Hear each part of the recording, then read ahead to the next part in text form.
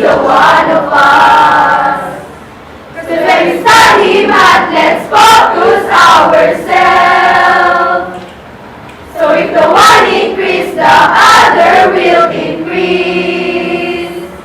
So if the one decrease, the other will decrease. This is the solution, what we call direct variation.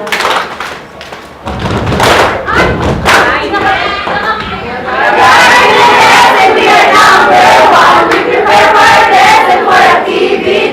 You can say we're good and you can say we're bad. We are the best among the rest. Increase, increase, increase, increase, increase, increase, increase, increase, increase, increase. Hey! The opposite of direct variation is inverse variation that goes in different values. The opposite of direct variation is inverse variation that goes in different values. Inverse direct jointly combined, fa la la la la la la la la.